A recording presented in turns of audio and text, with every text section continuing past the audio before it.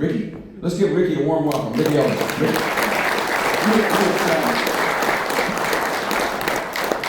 I just always love Alabama. Always have. And it's Leonard's going to turn it up, sweet home Alabama. And we're turning it up. That's why we're here. You're part of the team. You're an integral part of the team. And so with a team, you want to get trust, and you want to communicate, and you want everybody to hear and understand what the big motives are, the strategic picture is, so you are motivated to do your job and to do it great on that. So this is going to be truth to power a little bit, and I'll bounce around, and I have no script, but I want to just say that you're a huge part, and your culture is going to change. You're going to have to change with your culture. You're going to have a new head coach. You got a new head coach, and you got a staff still being assembled to put forward a world championship decade, maybe more than that, with this project. I do want to say it's been great. I'm always glad to come here when Auburn wins and when Alabama wins. And we're in a better mood. You're in a great mood. And it was Just, I don't know how you did it, but defense wins championships. You saw that big defensive lineman steal the ball from the running back at the last second when there's no way you were going to win that game, and you won the game. So, and I give a lot of fortitude to coaches like that, and the Notre Dame coach that started off with a couple losses. Because Super Bowls and championships aren't won on those first couple weeks of a season, because you don't know what your team is. You know, a lot of people make the wrong mistake of playing patsies or small teams that aren't competitive until it gets too far late, and you end up being exposed on your weaknesses. I think that Mike Goodline, the Golden Dome, the DepSec are still creating those conditions to win with this big project that's going out. And they're going to get better, they're going to get better and better. So you're in the very early stage of a football season that's still figuring it out. Who their best players are, who the best coaches are, the GM, how you're going to spend your money on all the programs on it. So I just wanted to give you a little oversight on that aspect of it. I heard that the Von Braun dinner was last night, and that was exceptional. I would urge you to read, if you haven't read, Von Braun's autobiography and Schriever's autobiography, because those are the two major cultures and leaders that had to do the impossible and did the impossible. And a lot of those lessons from those two in attacking the Pentagon, the deep state, to get an unbelievable system out in place is still true today.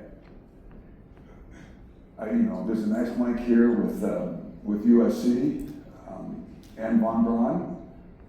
Your second rocket, Neil Armstrong, is a graduate of USC on that, and he did his thesis on the spacecraft landing on the moon in 1970. So that's also a nice little tie here. All right, I'm going to step back and just give you what MDAA is doing around the world before we get into the Golden Dome. So we have been, since I saw you last, and I would say the August 9th Industry Day, Golden Dome Industry Day, we were all together here to hear Sansta Farah and Heath Collins lay out that architecture. Since then, the Ukraine war is driving our strategic movements, where it's not single systems anymore. It's not a few systems. It is about defeating mass. and then to be able to have confidence in defeating that mass to bring extreme violence on those that do it. That's the basis of deterrence that we are working to get in place. And Ukraine is that most active place where the most movement is being done. And when we step back, China is in a danger zone, just like Germany was before World War II, just like Japan was in World War II. I don't know if this is going to be a hot war, a warm war, but it's the key to the way of our lives, and to have our freedoms and our way of life is to be able to deter China, number one. Number one. And the Department of Defense is working and prioritizing as much as it can to face that. And one of the big issues with Golden Dome is Golden Dome part of that, or is it separate? Why create two different data collections, fires, massive, for two different things? Do we have the resources to do both? Is there a way we can do it together?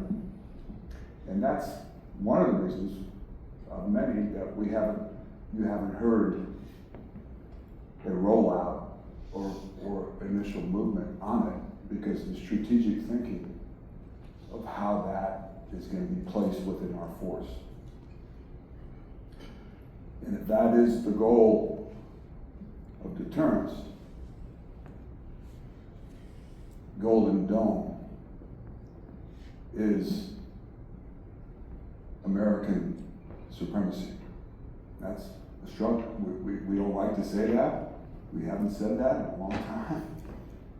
But that's what it represents. So that's also a struggle. How do you tell your allies you're going to be the supreme world power? Well, you don't tell them. Where you say, hey, this is just a defensive capability that's just set for the defense of the United States. But you also have to be able to articulate to your enemy, to China, to Russia, to whoever. And that message has to be clear, crisp, and strong. So they're struggling with developing those messages. I mean, that's a very complexity of going. And certainly our population needs to understand if this is that. So I'm just giving you some thought. I met with OSD Policy last week. This is all being put in play to go. And then how do we get our allies to be part of that? They have to believe. And we don't have the money to do this whole thing. And we don't have the ability to defeat China by ourselves. So all that is also coming into the picture of deterrence. And so once we come out with a message, the antis are going to be ridiculous. The Russians and Chinese will fuel this.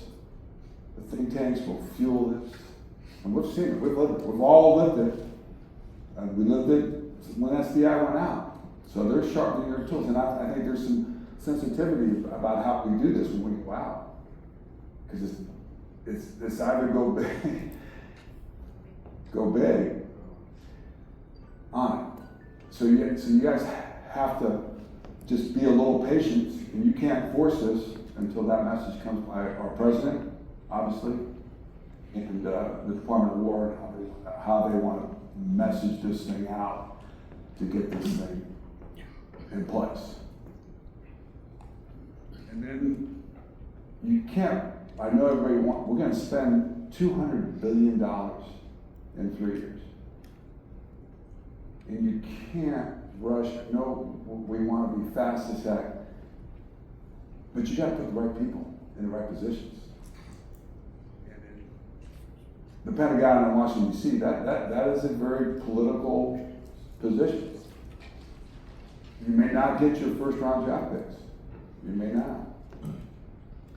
And so you have to figure out if you can make a 5th round or 2nd rounds play for you. And all that is chemistry. That's leadership. And that is settling.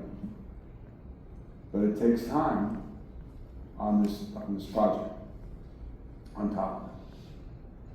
Mike's doing a great job. Mike Goodline is the right guy at the right time for this. But he has 200 billion agendas against where he wants to go. So and he's in that position because he knows how to play that. And he's gonna win. And we're here, obviously, to set the conditions for him as best we can to win on this. So going back to the rapid innovation and the deterrence that's happening in Ukraine,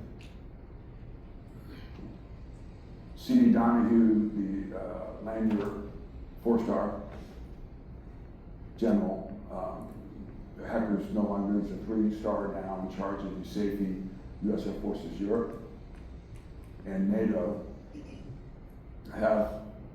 we've helped that move, come up with an Eastern Flank Deterrent line that goes 9 nations on that side of the Russian front to defeat mass, not to defeat mass. And to defeat mass, the number one thing, just like Golden Dome, is data. It's gathering your data across all 9 countries, open C2 data. And like our essence of how you do the Golden Dome, is you need to be able to provide the decision maker, POTUS, or GUI, Northcom Commander, with every bit of information that's out there that can give him the decision to go to war or not. That's the level of it. And our data collection is not good.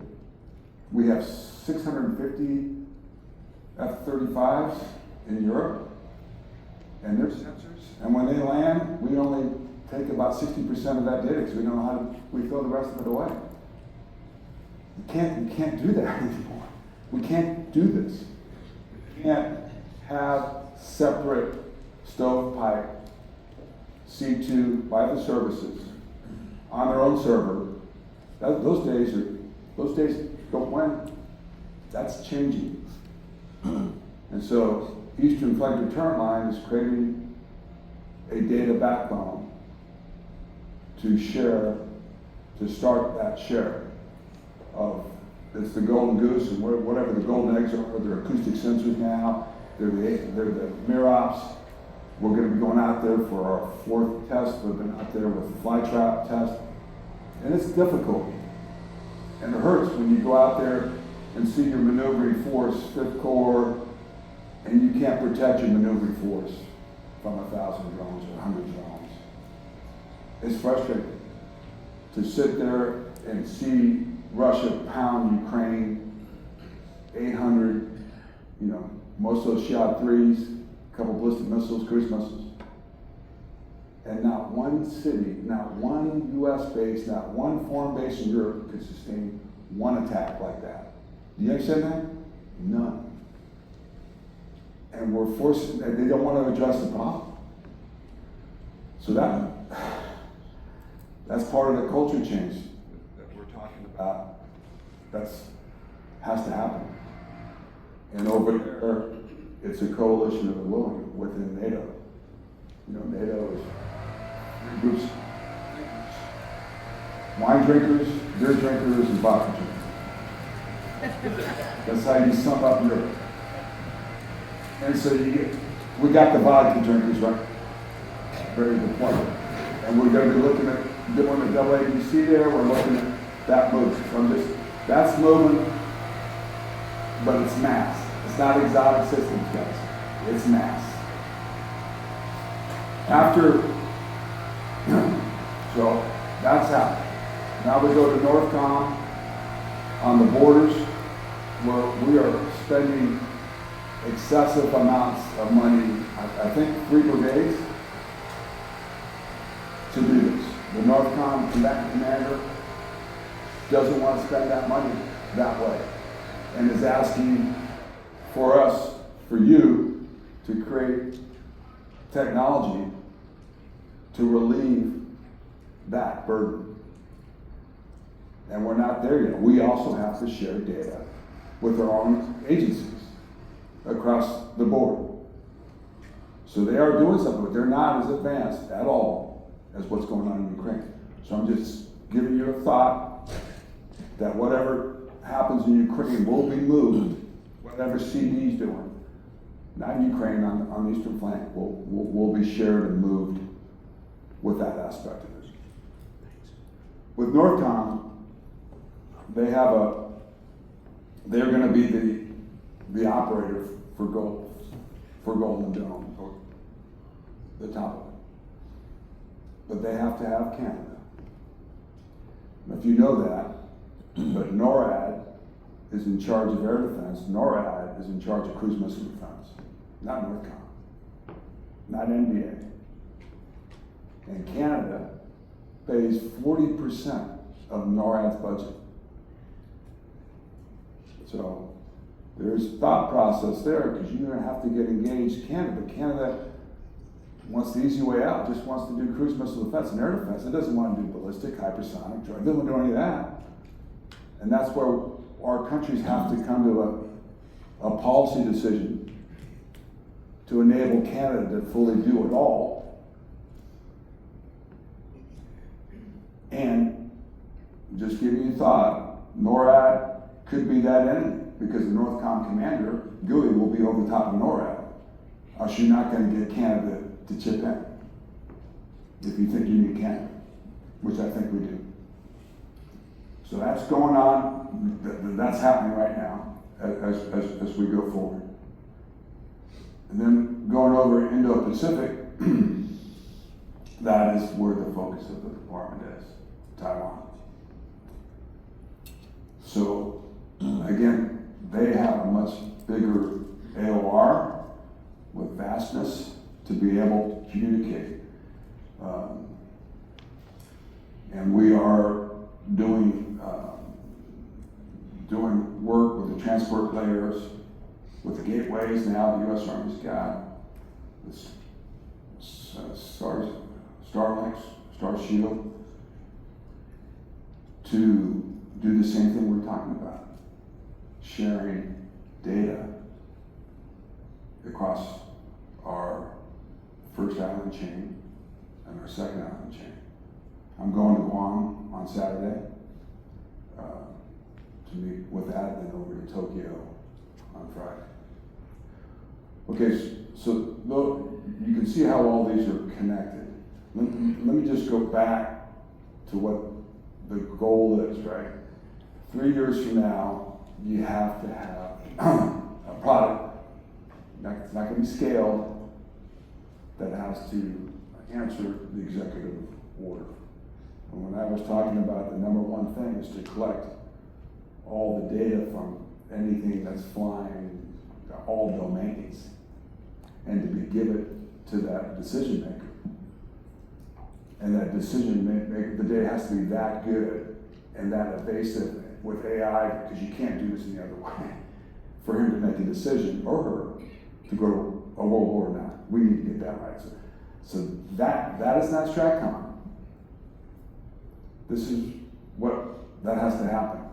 And then once the president makes a decision, then you have to move that data to your effectors, whether they're kinetic or non-kinetic.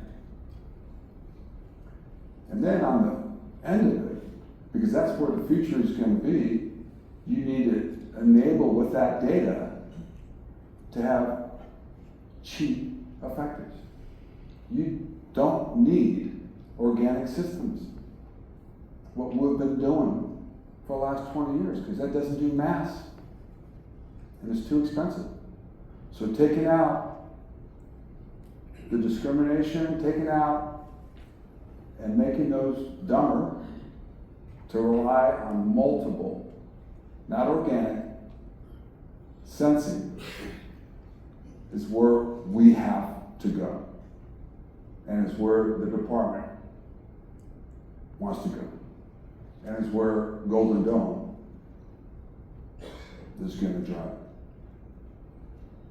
And I also know that the acquisition that we've all been part of, where you put a requirement 12 years before you put the product, and you wait, that's not going to happen anymore. I mean, I know we got to do legacy programs, but this administration, and you've seen it, you saw the ASUA with the Army Secretary, you're seeing it with the DefSec. We have to shift out of that. And Golden Dome will be used, because it's brand new, to show that pathway. I think faster than any other program we're going to do. Okay, so you have a lot of things moving together in the right places, but you also have a lot of resistance to go. So we step back and say, because the fact is you can have whatever effectors and sensors you want, and Cape's up there, making all that analysis. That's not right. And we shouldn't be forcing weapon buys, right? But I'm going to back up. I forgot where I was going on this.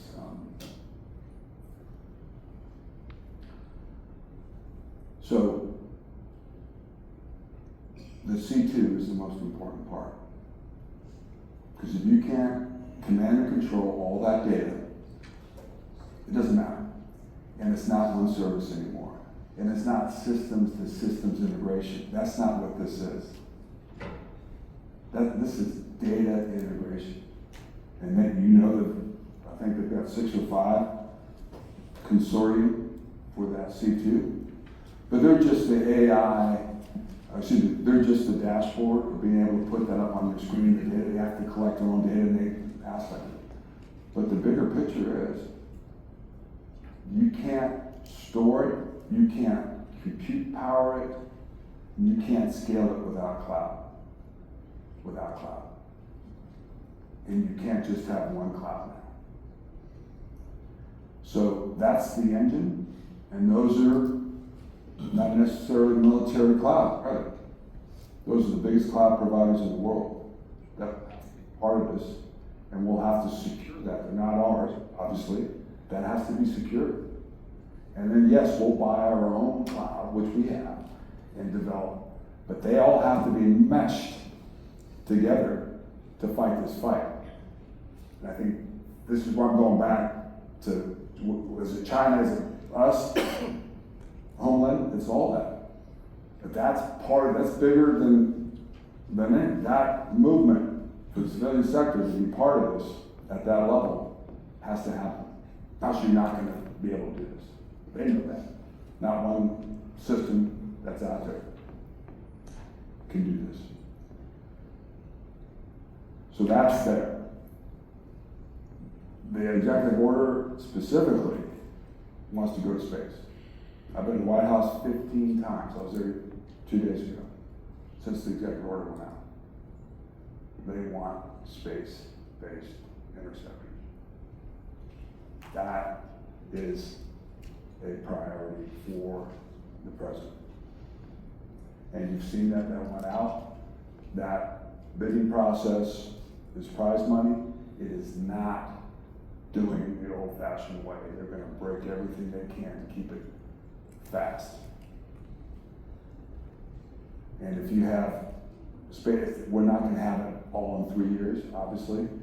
We'll hope to have at least one demonstration prior to that. But if you look at mass on mass, you look at thousands and thousands of satellites. Some of it's deception. So, to be able to pinpoint any launch from anywhere in the world, that automatically makes you supreme. That's the fact. Even though, and that's why you have to be truthful to the public when you put this out. And whether you combine offensive gravity launch or whatever from space to be able to precision strike, that's out there. So this is a complete shift just on that. And that's what the enemy's afraid of. That's what our allies are afraid of. But that's the only way to force those guys. Just like we did to the Soviet Union, we broke it with SDI. And we're gonna break China with this. And this is the bigger position here. Just the movement to go in that direction. And data doesn't care if it's offense or defense, it doesn't care. So, you know, streamlining, this is where fires is going. This is where Army fires have to go too. There's no defense and offense, it's data aspect. So then you got that, and now you have a situation where the most staff is MDA. MDA has thousands of people that can apply. Might get his team together, but they don't have a staff like that. So you're reliant on MDA. And as you've seen, Stan Cifera and his architecture is the underlayer. But the underlayer is a hot debate underlayer. And with Kate, because there's a huge process, as you guys know, for legacy systems. But that's not, I know we gotta get out of that as fast as we can. This is about the modernization of the U.S. Army Air Defense, not about putting THAADs or Patriots on our 48 or 50 states. I'm gonna tell you, the White House is 100% against that. So we have to think, and whether that's dispersed cheap launchers, cheap gun missiles connected with a multitude of sensors and a CT thing. That's where we're gonna end up. So I don't foresee this debate, this discussion to go forward. Probably not gonna happen for another month or two, so after Christmas, before you guys will be set free on it. They have to come up. Believe me, we are pushing them every day to go public with this and move out on it. But just like any great team, you want to make sure the leadership is correct to go forward on it. I don't know. That's a lot there. I can go deep on any of this stuff as much as I can, but I just want to give you a broad perspective. And I also want to just, a lot of you are small companies, and small companies have to be in front. And it's not about getting bought by the big six, because that just adds to the bureaucratic practice. You've got to find a way to get in and produce your products.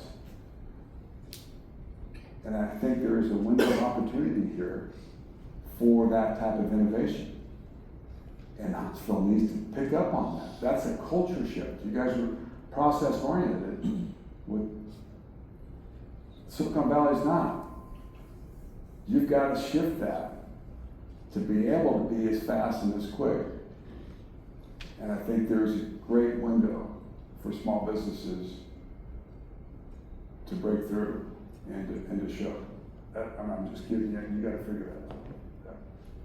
Riki, wonderful introduction. Stimulating some thoughts. And we've got a defense industrial base that is vested in the legacy. How do we, and yet we're in not an evolution, but a revolution in terms of how we develop systems and it's at least fueled by Golden Dome.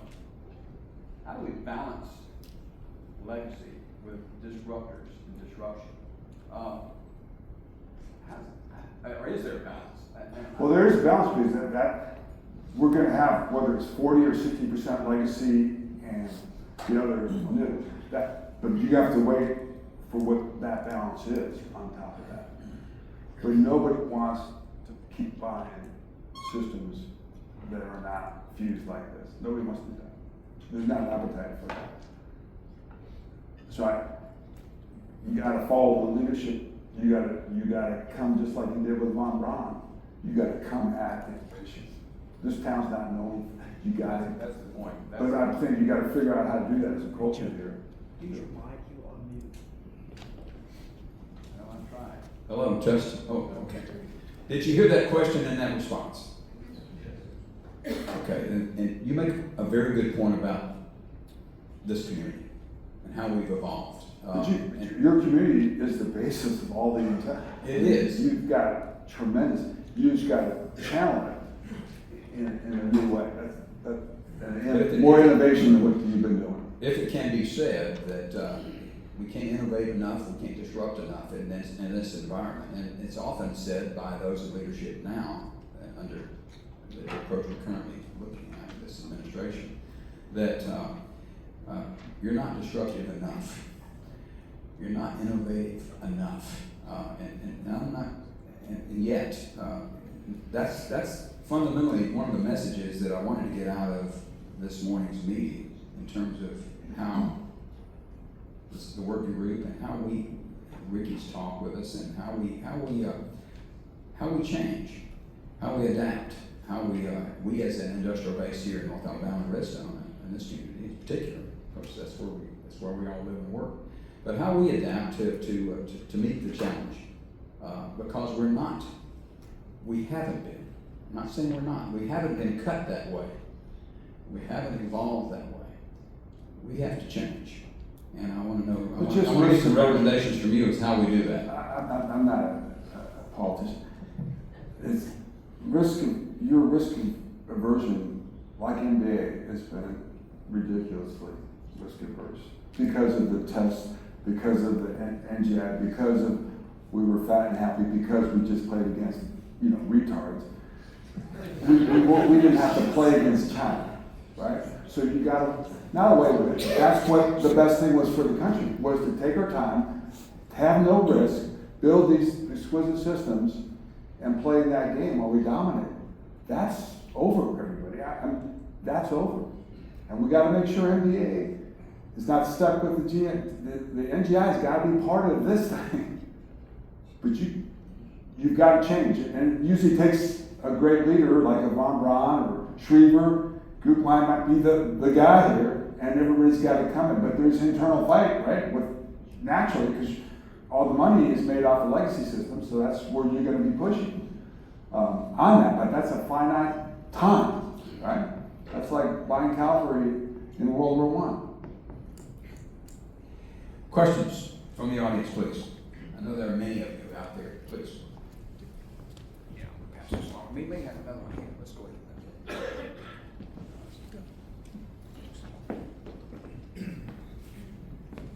Thanks for coming out. That's a great overview you gave.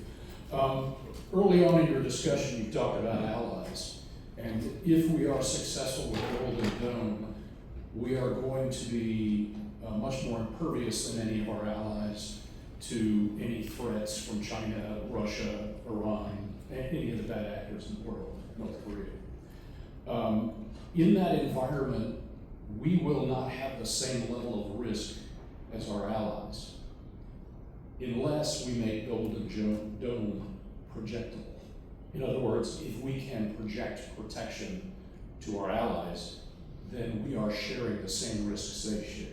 If not, we are impervious to risk, and all our opponent has to do is follow a basic tenet of warfare and go where there isn't a defense.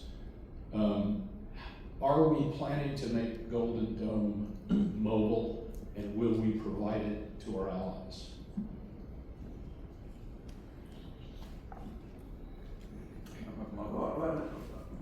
But your question should be data share, not systems, not capabilities, because they also don't have the data to know to make those decisions. That's number one. And they also have forms of data, of sensing data that we don't have. And to be able to create that trust, to be able to have the allies, because that's the easiest thing to do. I shouldn't say that. The first fundamental thing to do is to share data. That's gonna be a tremendous deterrent against that. So the Golden Dome is U.S. only to start, but in the thing, it says allies. Where we stretch this is in Guam, where we stretch this, and how this plays with Guam. But Guam has been a failure. Let's just be real right now. That was $7 billion, 7 years, whatever it was, and what does it have today? So, and this is where I'm fighting like hell, because Cape and those guys want to do another Guam. They want to do 17 Guams in our country, or 13, or whatever that number, I don't know what the number is, but you gotta get the data correct. And yes, I go back to my fundamental argument, is the Golden Dome part of the bigger China strategy? And if that is sharing the data with our allies begins there, and also Greenland, so you can step in there. But I think Canada is absolutely critical for this success. That has to happen, okay, whatever that is, on it, and then we'll move forward.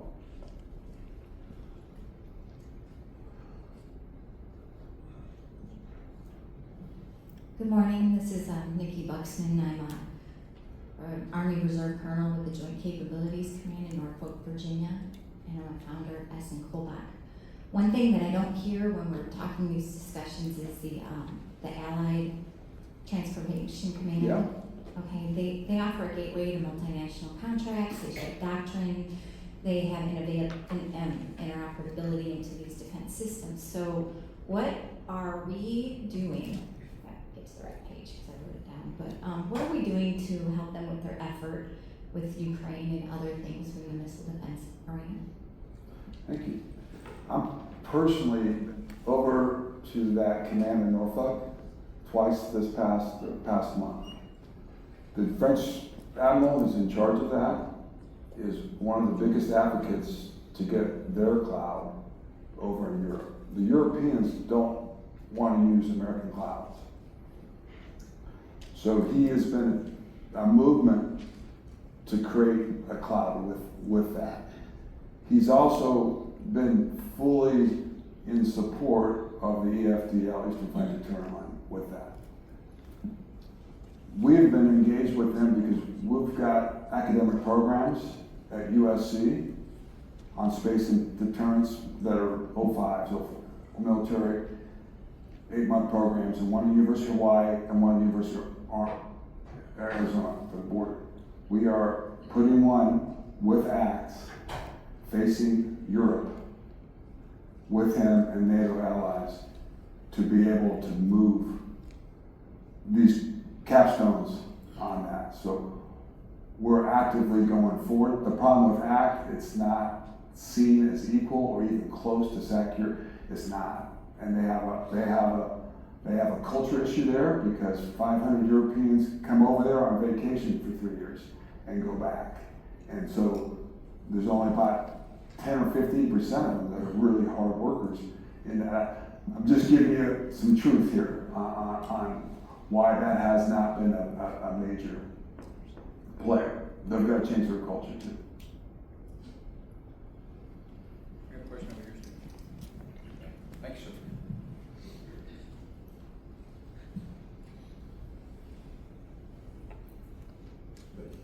John Wilson, Space Dynamics Laboratory. The culture change is the difficult piece here. And just like John Kennedy provided us with the vision to go to the moon, that's what we're going to need for this. And we do have a guiding philosophy in America from a great American philosopher, Clint Eastwood: improvise, adapt, overcome. But we're not incentivized to do that. So how do we get the culture change? How do we change the culture of the incentivation that can drive that and make that happen? The highest paid people in the world, culture changes, right? The CEOs, the head coaches. We are hoping that Mike Guklein can send that message here to do that. You need to have it top down. I've never seen culture change come from bottom up unless you have a revolution or something, but that's gotta come top down. The synchronism between how he uses MBA and this community, Space Comps here, how he leverages that. And he is well aware of this, right? We all are. So it's his. It's not, you can't force it with a senator and all that stuff or outsiders to change it. And then once he goes, you're gonna have some bold, courageous leaders that will follow him, right? You've seen it. You guys been through all the directors. You pick which ones you want to follow, which ones you don't. And this is something that you have a once-in-a-lifetime deal to do and to follow and to take some risks. What he's asking you to take risks on speed, on innovation, on whatever that is. But I think that is coming. I believe it's coming. And I believe once he gets his team, you guys are critical. You was here first for the thing. The NBA and him got to mesh together correctly, right? In all phases. Because NBA's not just, I mean, their whole world's changed a little bit. It's not NGI, GPI. This whole thing is going, so that's a culture shift that's going to happen. I don't think NBA can survive without the Golden Dome. I know they can. So you're going to see some shifts here that are major scale. How does Golden Dome, given that it was announced through and brought about through an executive order of President Donald J. Trump, how does that transition from being a perceived political initiative, albeit, I know this is a very sensitive question, but it's very important. How does it transcend administrations, Defense Department chiefs, Absolutely. at all? How does it become inculcated into the national imperative that the program should be? It is not anyway, I do not see it as necessarily a politically driven program at all. Well, so much as you don't see it, but I understand. the whole, not the whole, but the So majority comment of on that, please, if you don't Democratic mind. senators see it. This has got to be sold to the public. This has to come out with Ronald Reagan SDI speech. They got to do this. They know it. They know they have to do this because it won't go beyond 3 years if you don't do this. And so they're figuring that part of it, that part of the messaging out for it. But the public is a huge part. Is this China related or not? Can you sell this message without China in it? I don't think you can. I think this is, I think you gotta go bold.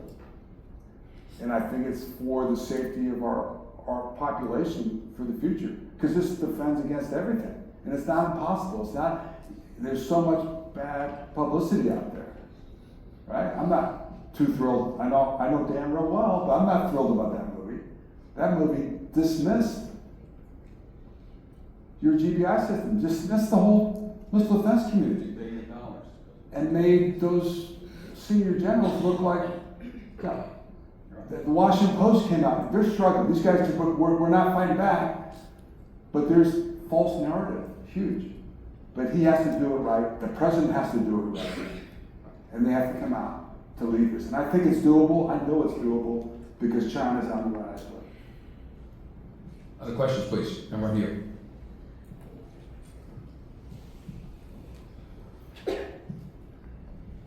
Hey, Meredith Payne with APT Research. So I'm interested to understand how safety and mission assurance is being integrated into the program's framework. Well, I think you guys see a shift, was it 2 months ago with the Starship that Elon Musk put up? And he didn't have all those mission assurances and risks. That's culture shift here. That shows this community. We haven't done something like that since Saturday. That happened. They know that's the way to go. So I think they're going to take risk on a lot of things to get this thing out fast. You don't need 99% or 90% PK anymore. You don't. It's too much, too costly. We can't afford to do it. So yeah, you're going to see where they're going to take risk, but it's risk time. The keying off of that, the risk aversion narrative that we live in now, and we've lived in for decades, is driven by, at least in part, if not in large measure, public persona, public view of the relative merits of expending these huge sums of taxpayer money and so on a program that is wrought with problems. Hence the aversion to test, often because you're so scared that you're going to fail, or that there will be some result coming out that'll be publicized on the front page. So we have become risk averse over time. With your culture. Because we're success driven, and if we're not successful, these media outlets will just jump on it and that's what we're going to face, and the challenge that we're going to face. But you got to be Golden bigger Domes. than that. I understand. And Elon Musk said, let's wake up, space camp. That's what happened, right? You got to be at that level now. You got to shift. And they're, whether you like it or not, they're going to be a major part of this, because they're going to be putting those things up in space, launch vehicles. But that's the culture. That's the culture you're going to recruit. That's who you want to recruit. I mean, the young engineers don't want to go to a risk averse.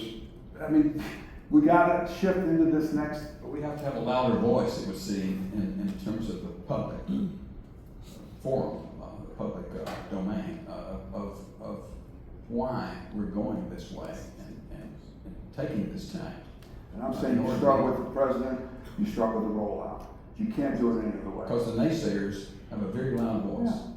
Yeah. And I'm asking you how we counter that. Obviously, this group does a lot to counter that. You personally. But I'm saying we can't be set free until they get the message correct. And we don't control that message. That message they have to believe. They're the leaders. We voted for them. That message has to come out correctly, and we rally. It's difficult. That's why it's taking so long. We're pushing. We think that message needs to go out. When we put it out, not here, but in Vandenberg, California, facing China, and putting that message out, and having static display of the legacy system and the new systems that are coming in, and get after it. We need to show it off. We need to be bold on this. Right, so that's either going to happen, or they're going to be real quiet. We don't want to upset anybody, so we'll just say this is just going to be a defense of our country, and we'll just take that like that. I'm Dr. Razik Yaqub from Alabama A&M University. My question is that I know that the primary purpose of Golden Dome is to provide defense. Are there any discussions or any thoughts about using the Golden Dome to promote collaboration and prevent the conflict even before they arise? Yeah, I think that is a great point. And that ability to show the data share, the vast data that nobody's ever done, and to be able to show that we're going to do it with allies, is the deterrent not to go to war against us. That network that empowers us with everything. But it's a fantasy right now, it's not real. That is something that I believe, because they're not going to know if it's offense or defense or whatever it is, it's data collection globally that will get connected globally to effectors.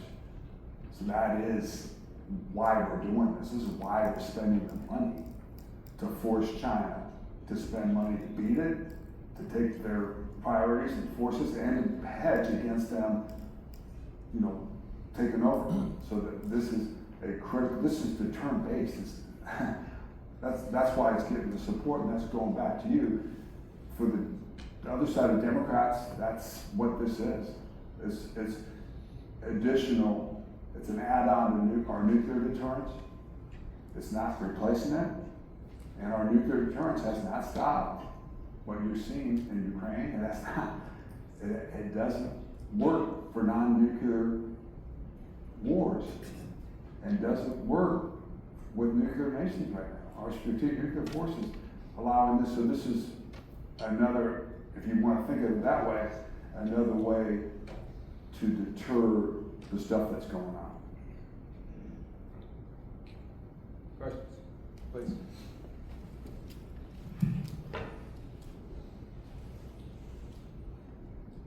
So I'm Riki Ellison.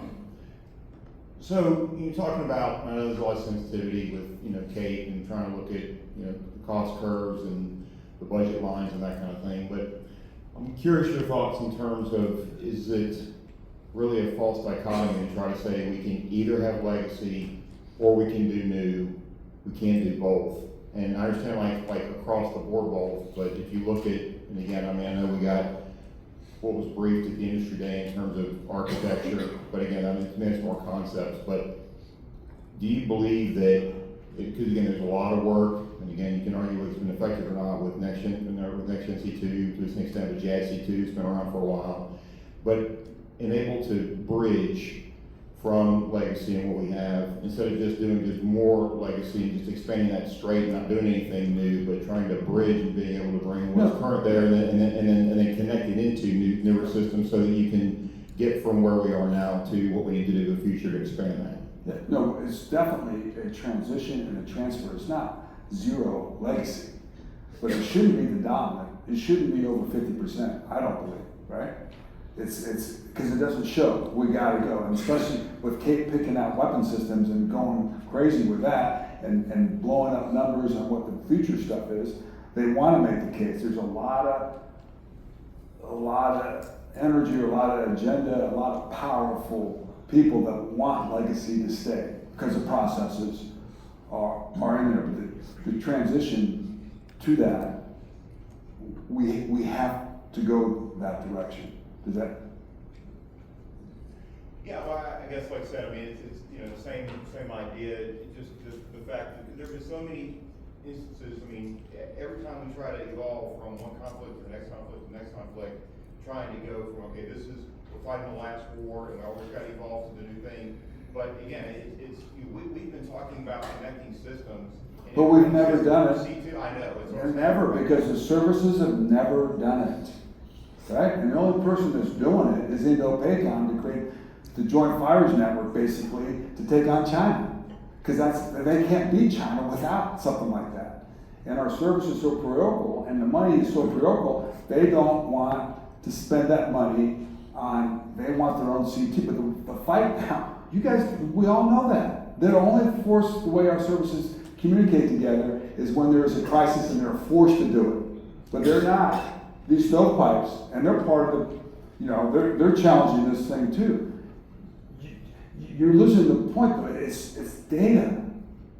Software, data, adjustments, that, we gotta get that right first. That's none of this other stuff matters, right? And that's what, legacy doesn't matter, because you're never gonna buy enough stuff, right? Is a bunch of patriots and dads in the United States of America gonna deter China?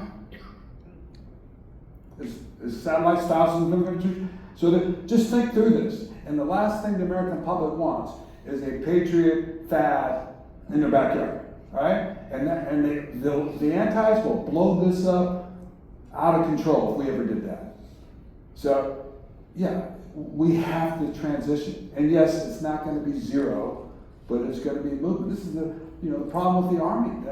The Army dropped the ball 2002 when they got rid of the branch on SHORAD, Indy. And then when you drop a branch, it takes you like 4 years to drop it, and it's gone. And then it takes you 10 years to rebuild it. And so they are rebuilding and they're trying to go faster than 10 years, so they use Guam and just throw all their stuff into Guam to figure out how to make it work. That's not how you do this stuff.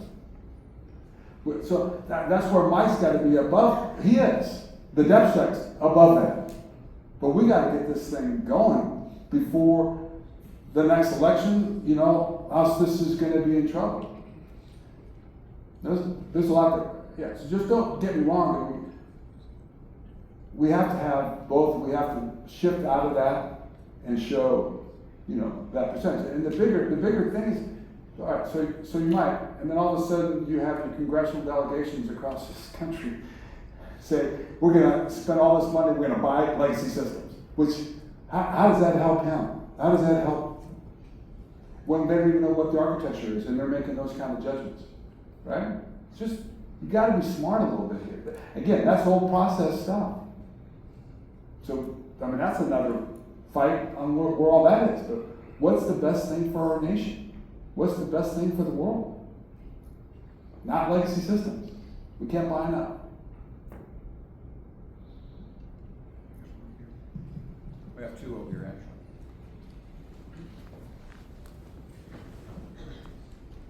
You doing okay?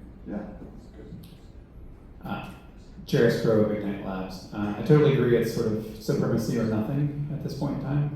I also agree that data is the backbone, but the problem is then data is the target. And vis-a-vis China, I think we're further behind in cyber defense than we are in missile defense.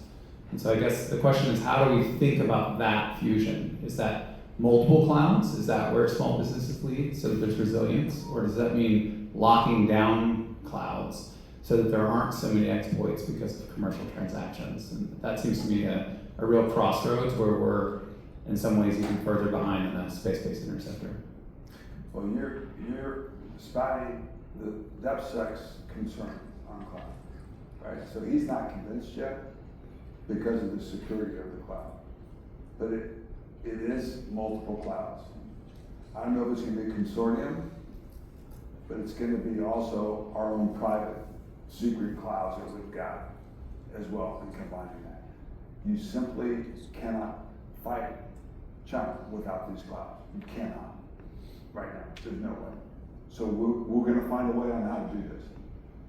And that's where the innovation's going. But we're not talking about, we're talking about collecting the data and sharing the proprietary data underneath that layer, putting an eye out. But all those companies have to have those engines to drive it. So that's where that decision's going to be made. I think it will be made, and they'll find ways to be able to unleash that. Because just in Ukraine, we can't fight. We don't have enough computer power to fight that fight with full go. We don't.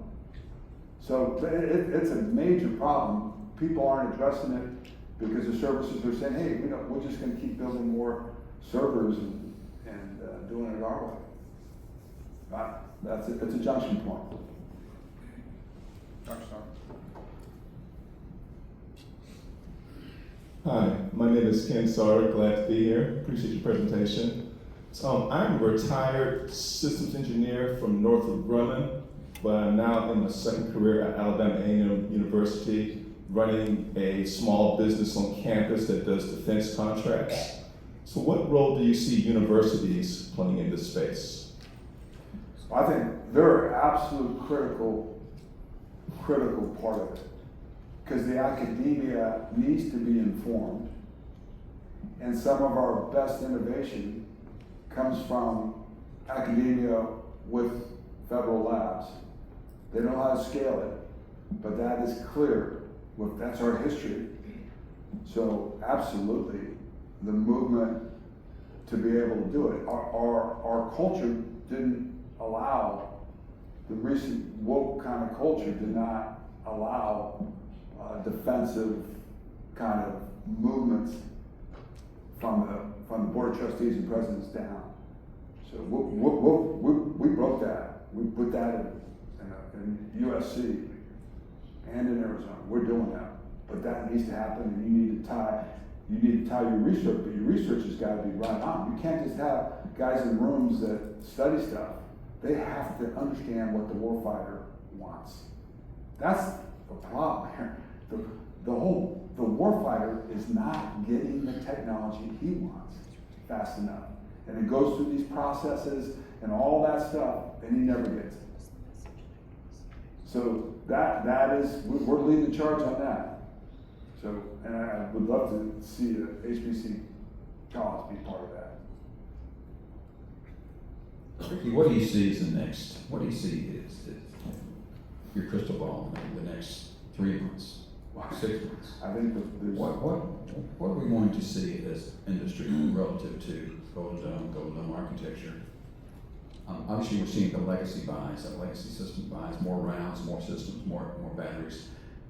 That's evident, and the OEMs are certainly happy with that. But I mean, let's talk about the real system and what are we going to see, and how does industry participate? Well, I don't know how much you're going to see at all, but what you would hope to see is the prize money driven consortium with the C2 and space-based interceptor take off and be fully engaged. You want to see the cheap effectors come out, the underlayer, to make the underlayer cheaper than, vastly cheaper than what you see on Stan Stavar's chart. But there's still major fights that have to be done behind closed doors in the Pentagon and in the White House to set this all in play. This is a brand new fight. This is not North Korea in 1998 that's progressed for 16 years. So you have to have patience for that. And then you have to brand yourself or move in an innovative way or be an innovation community like Austin. I don't know how you do it. I'm just, you gotta be shifting to that perspective on it. But the next 3 months, I think it's gonna come out, there'll be a push before Christmas, and there'll be a major push once Christmas is over.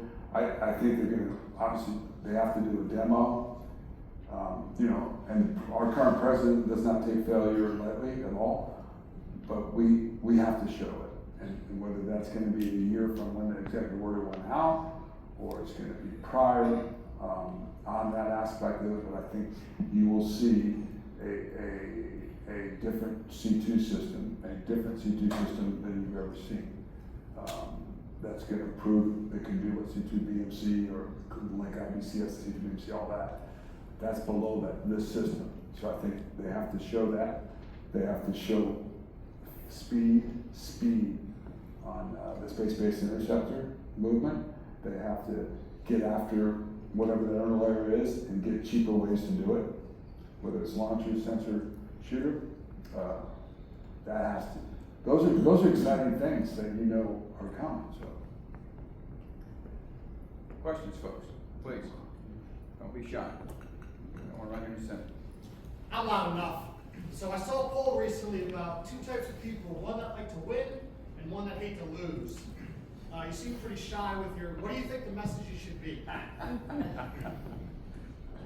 It's all about winning. It's all about winning. It's not, you have fear, you have doubt, you're out. Manifestation is about 4 things to manifest anything: utter belief and faith, courage, grit, and you associate with winners to win. That's what I've lived off of. That's what we're doing. And so there's still not utter belief. There is at the top, but they're still fighting that out. And we've got courage. You just have to have patience in how different leaders, they're not all yellow streamers. There are different ways to lead to win. And so that's happening now with that. Other questions? Riki, can you just solidify in your mind what it's going to take to put a system like this together from a communication standpoint? You've talked a little bit about the politics, you talked a little bit about the current administration, you talked a little bit about what the adversary looked like, and the fact that we have a new adversary. There's not a lot of you sitting around going to all these different places. What is it going to take such that we're not talking about this side of the aisle or that side of the aisle? We're talking about collectively what our defense strategy needs to be, and oh, by the way, the infrastructure for us to develop things like multi-cloud networks or be able to keep that kind of stuff safe, because obviously that's a dual-edged sword. Speak to what it's going to take in the next 24 months in order for us to get the confidence that industry is going to need in order to invest year on year R&D dollars. The number one is the common belief in the system, 100%. So the threat, to 100% believe that China is our threat to our population and to the world, and to drive solutions to deter that fight, to beat that fight, to be safe from that fight. That's the simplicity he has to. I don't think you can go and use it as a part-time thing, or you're going to do it because there could be terrorists throwing stuff at us from Mexico. You got to stay big. You got to be big. You got to have the courage to say, just like Kennedy, just like our other president, Frank, you got the courage to call it out and be truthful to the public. Not be truthful and say we're going to be supremacists with our ability to keep this world safe with our allies from anything. And I don't know if they've got it, and you got to say that message correctly, you got to say it simply, and then you will fuel our whole industrial base to give us that. I went back to you, but we have many government executives retired, many community leaders here, we have many industry leaders here, presidents of companies and leaders in those companies.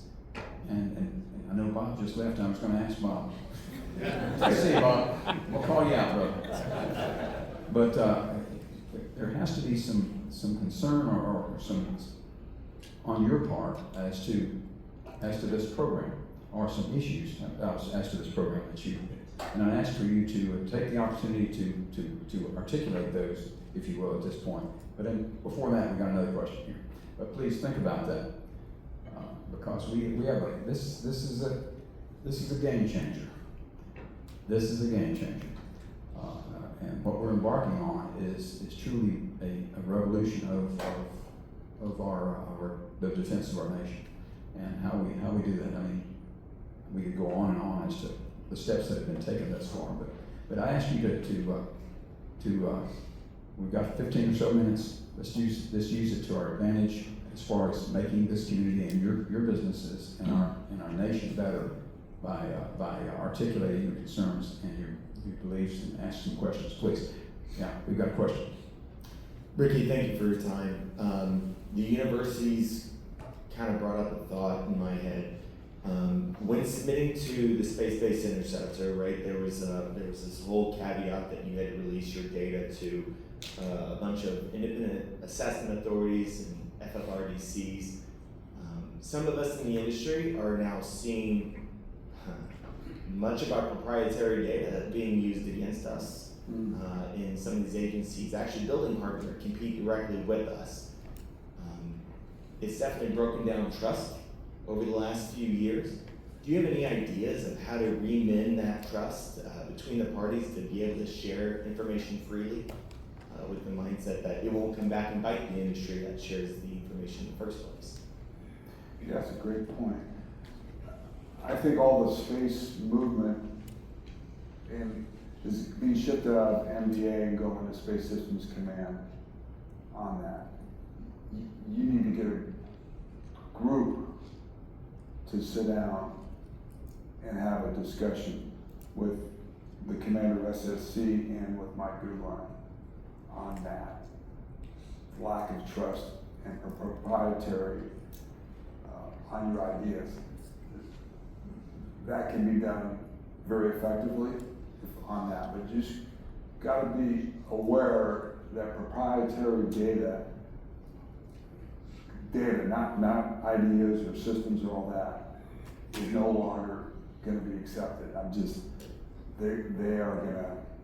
They're moving. The worst thing you can do, and I know a couple companies made a lot of money on proprietary data, some of the government, but the data now is so vast, so much, that they're not gonna, at the highest levels on data sharing, are not gonna accept proprietary data.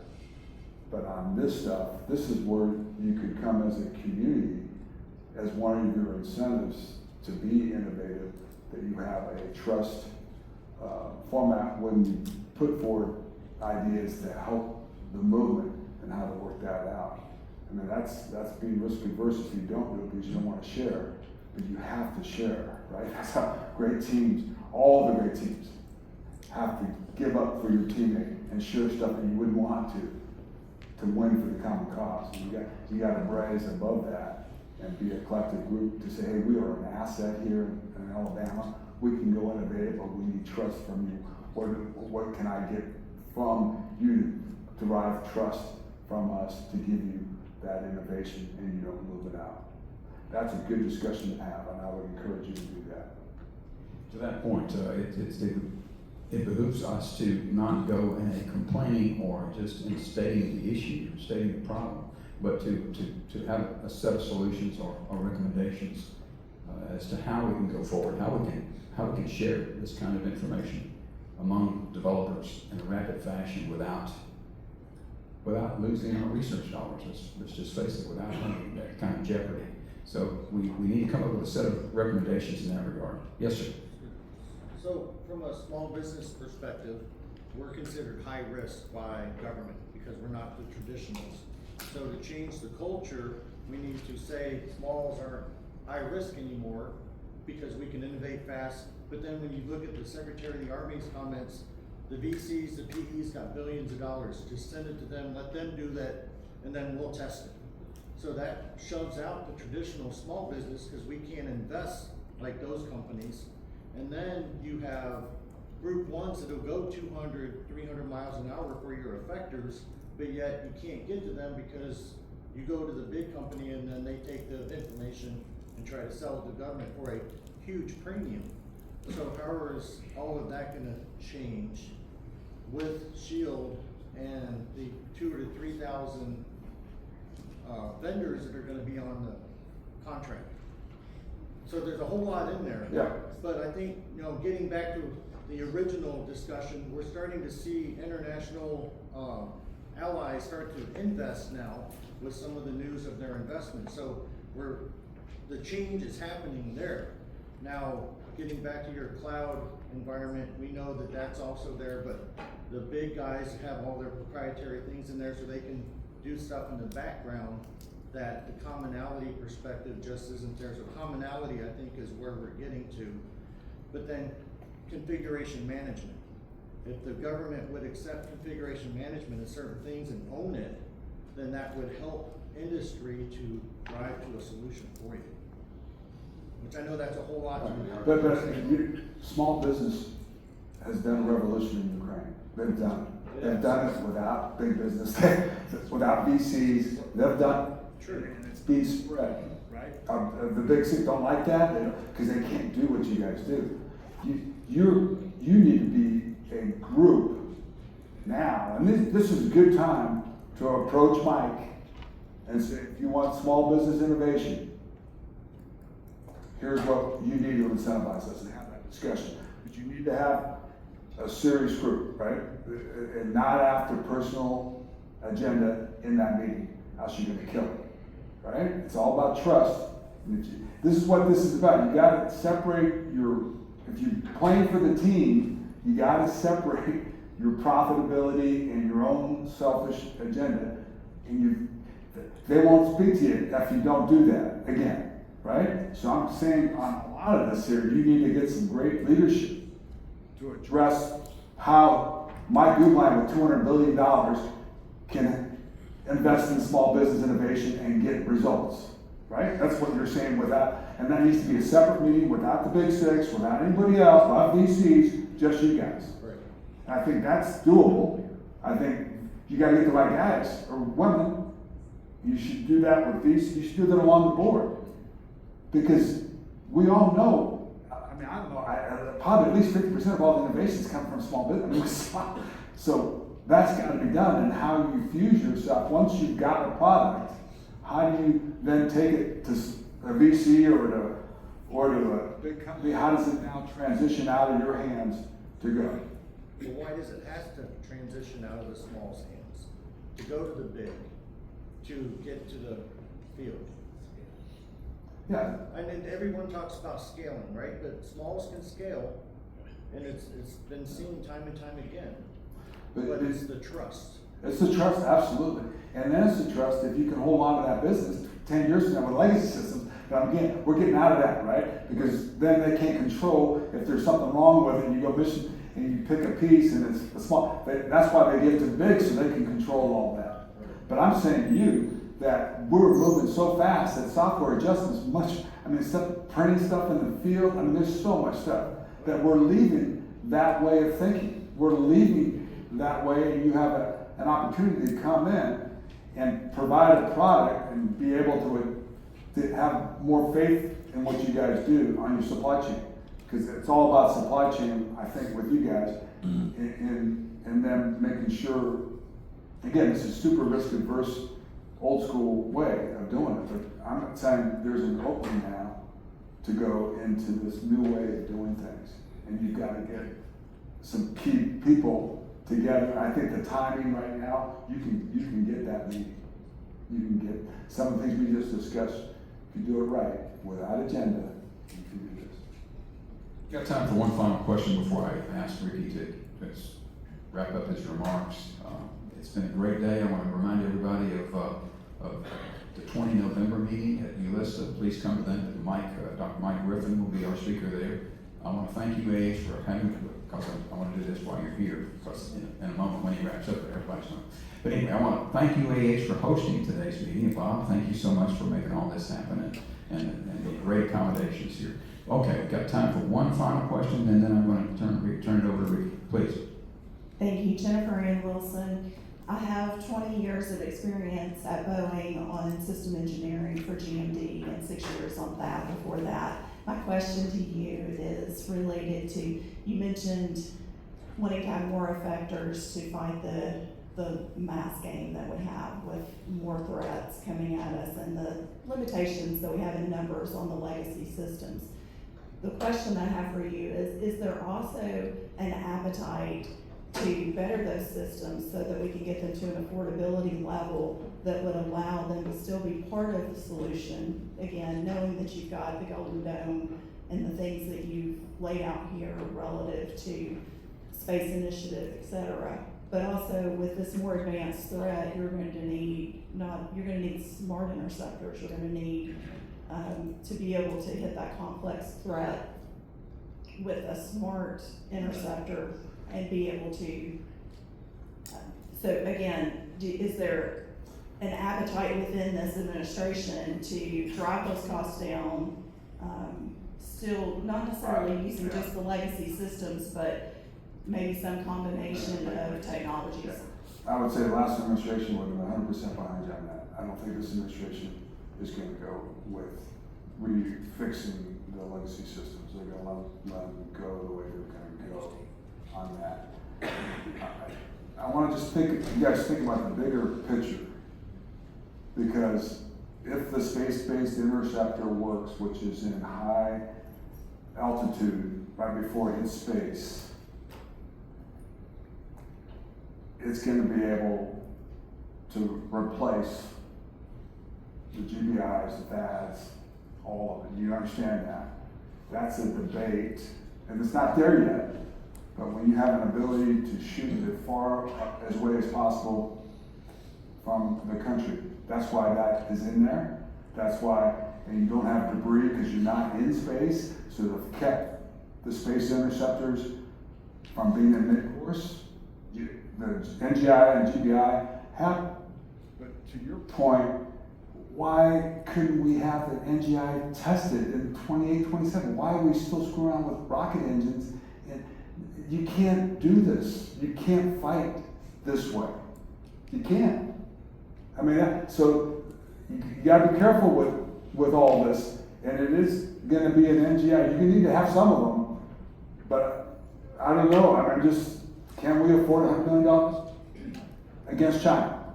I got you against little North Korea, but this fight's not gonna be, when the fight comes, if there will be a fight, it will be an Axis versus Allies. So, again, we're shifting from generation to generation, we're shifting, right?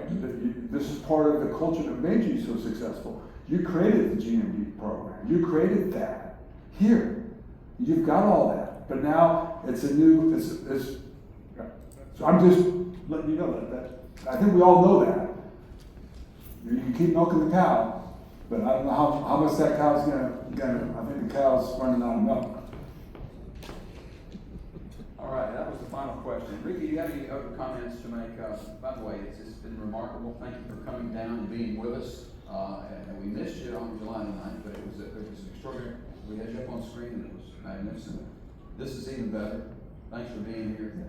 And you bring a wealth of knowledge and perspective to all of us. And we're very grateful for all you're doing for our country. The final comments. You are very powerful here.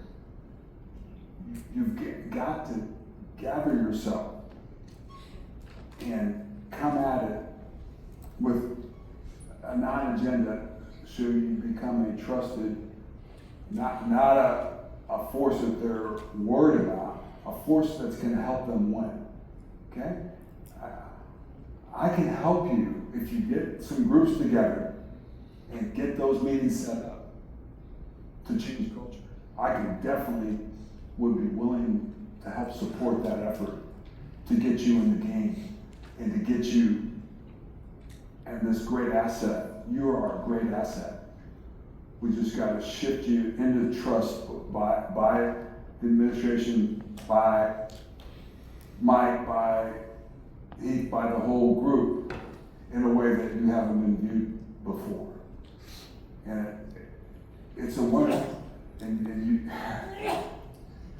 you're winning because you know it. The guys in Austin or Sunnyvale, they don't know missile defense. You're the only group in the whole country, in the world, that knows missile defense. But you gotta be innovative with it. You gotta shift. And I think this is the best time to do it, because if you don't, you're gonna gradually keep losing it as it goes out. So you should think about getting some leadership within yourselves and then dissecting the problems that you want to set, because he's setting obviously a 3-year program, but an 8-year program, a 16-year program, and be one of the foundations of the innovation for Golden Dome for the next 20 years. You have it right here. If you sit around and wait and go, it may evolve past you. So it's always a pleasure. It's great to trust you guys, because we just sat and had an open conversation, and you just hear one perspective, and there's a lot of other perspectives, but I feel for you. I'm an Alabama guy all the way, except for I play with Bear Bryant, but I always love coming here, and because you guys you made Missile Defense what it is today. You have. Nobody else. You have made what this thing is today. And it's worked. And it's worked. So now we're just going to shift. Thank you. Thank you, Riki. The Space Defense Working Group of NDIA accepts the challenge that you just posed. We accept the challenge.